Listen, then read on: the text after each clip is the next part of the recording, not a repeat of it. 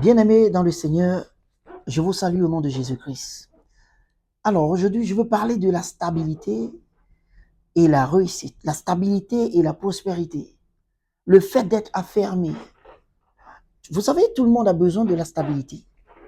La stabilité, c'est l'une des choses il n'y a pas une seule personne sur Terre qui n'a pas besoin de la stabilité, même ceux qui jouent avec leur vie. Tout le monde a besoin d'être stable. D'ailleurs, c'est l'un des points de prière de beaucoup de personnes partout dans le monde aujourd'hui. Ils ont besoin d'être stables. Ils ont besoin de la prospérité aussi. Il n'y a pas une seule personne qui n'aimerait pas être prospère et stable. Et Dieu, d'ailleurs, c'est son rêve pour nous.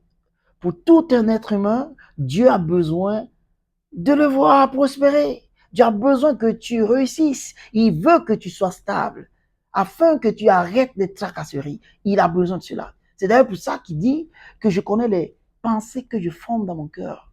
Pour vous, il dit ce sont des pensées de bonheur, des pensées de paix pour vous donner un avenir meilleur. C'est ce que Dieu pense. Mais la Bible dit aussi que ceux qui connaîtront le Dieu, c'est eux qui feront des exploits. Combien c'est important pour nous de connaître Dieu, d'apprendre à connaître Dieu. Tu as besoin de faire les exploits dans la vie.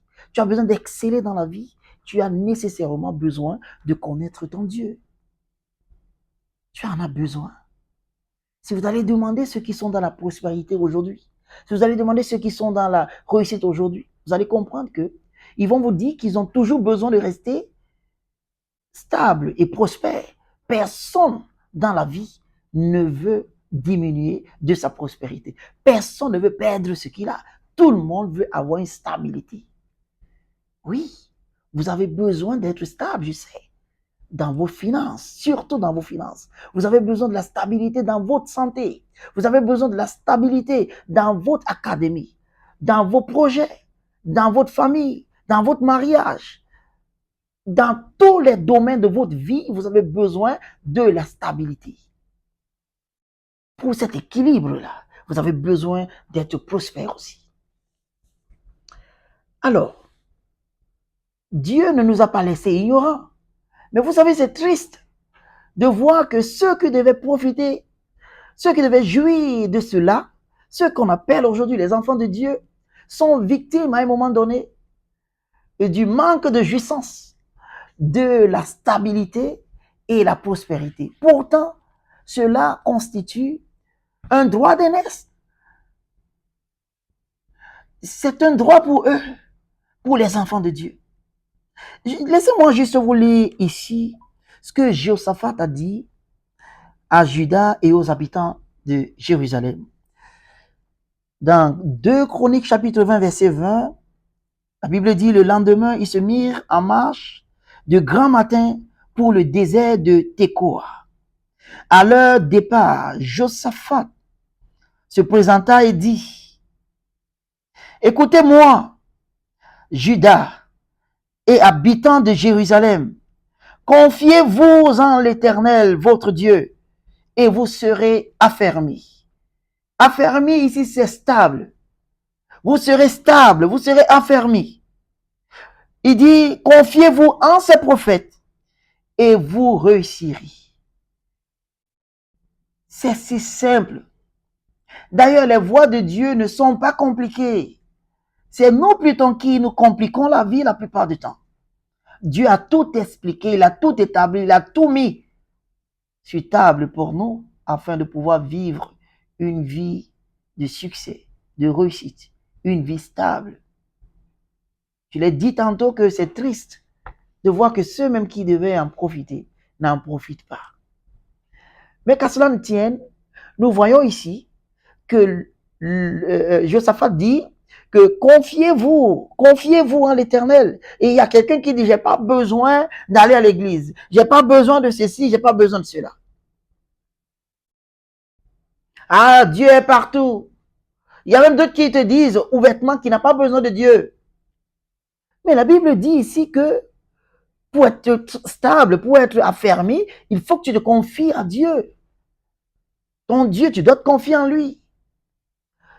Alors, il poursuit en disant que confiez-vous en ces prophètes et vous réussirez, vous allez être prospères.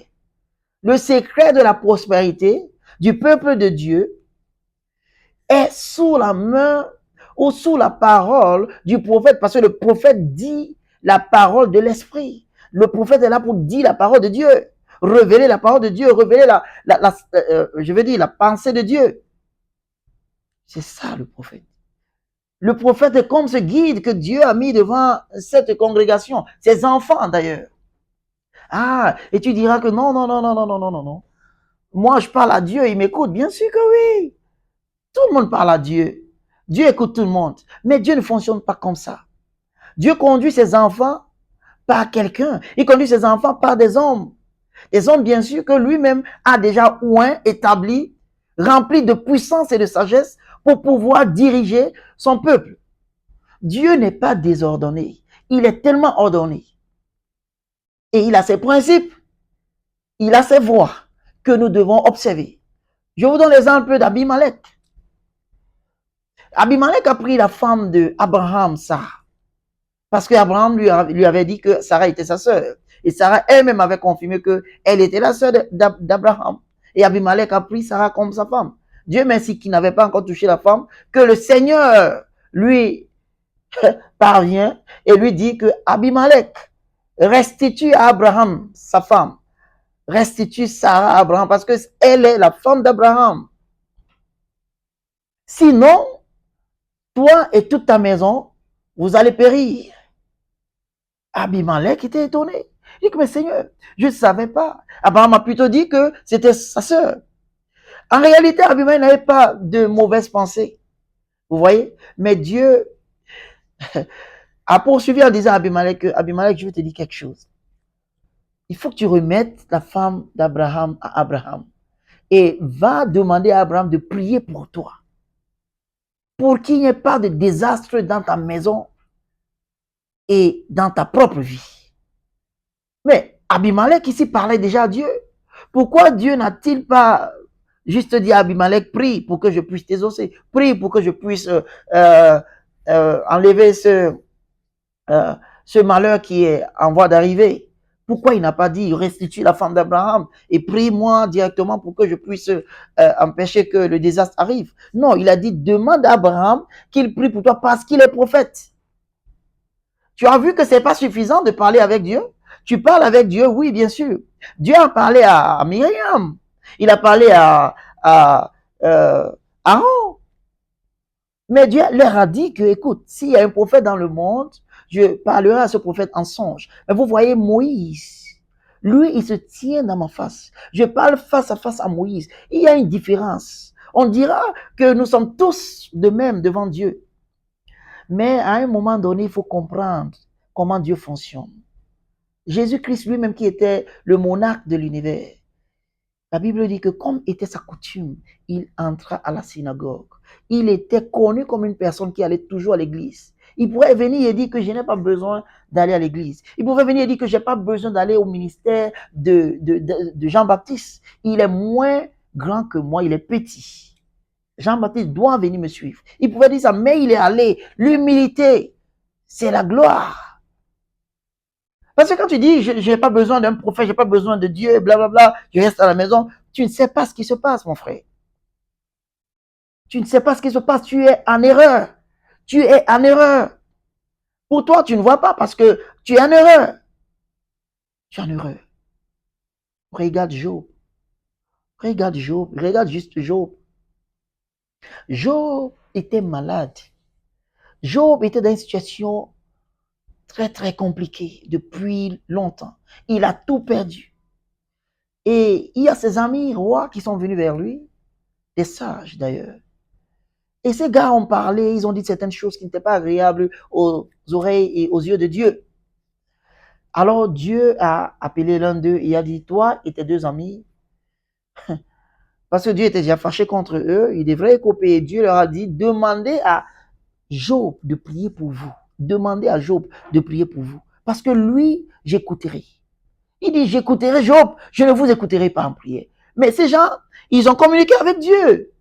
Ils ont d'abord communiqué avec Dieu. Dieu pouvait dire priez, moi. Ou alors, il pouvait directement dire Seigneur, nous sommes désolés de ce que Dieu leur a dit. Écoute, demandez à Job de prier pour vous parce que lui, je l'écouterai. Il y a des choses dans ta vie. Écoute, la bénédiction que l'homme de Dieu peut proclamer dans ta vie, que ta semaine est bénie. Dans tes sorties et tes rentrées, tu es protégé. C'est une bénédiction que c'est une bénédiction qui a sa place dans ta vie. Il y a des choses que tu ne peux pas faire juste pour toi-même et par toi-même. Tu as besoin de ce leadership-là. Si tu n'es pas soumis à l'autorité, personne ne pourra te donner l'autorité. Tu en as besoin un jour. Je te donne l'exemple d'une autre personne qui s'appelait Corneille. Corneille a fait des prières à Dieu, des aumônes et tout, d'une manière à ce que l'ange a été précipité par Dieu pour venir dire à Corneille que Corneille, Corneille, tes aumônes et tes prières me sont parvenus comme un mémorial. S'il te plaît, envoie les gens à Jopé et fais venir Simon-Pierre. Il loge chez un certain tanneur auprès de la mère qui s'appelle aussi Simon. Dis-lui de venir, il te dira les paroles par lesquelles tu seras sauvé. Pourquoi Dieu n'a-t-il pas, au travers de l'ange, sauvé Corneille directement? Parce que Dieu a un schéma. Dieu a ce qu'on appelle en anglais a pattern. Dieu a une manière de faire des choses. Il a ses voies. Et on doit s'aligner à ses voies. Il fallait que Pierre vienne. Il fallait que Pierre vienne. Tu vois comment tu en as besoin? Tu as besoin de Dieu. Tu as besoin de ses prophètes. Tu as besoin d'un homme de Dieu. Tu as besoin d'une personne qui se tient pour toi. Qui se tient à l'écart pour toi, pour prier pour toi. Pendant que tu fais tes prières pour toi, il prie aussi pour toi parce qu'il devra donner compte, rendre compte pour ta vie. Ne négligeons pas les choses spirituelles. Croyez en ces prophètes et vous réussirez. Croyez en ces prophètes et vous serez dans la prospérité. Confiez-vous en l'Éternel et vous serez affermis, établis, stables dans tout ce qui vous concerne. C'était ce que je voulais vous dire, frère. J'espère que la parole que je vous ai apportée aujourd'hui vous a béni. Partagez-la avec les autres si vous avez trouvé profit. Partagez et demeurez bénis au nom de Jésus-Christ. Amen.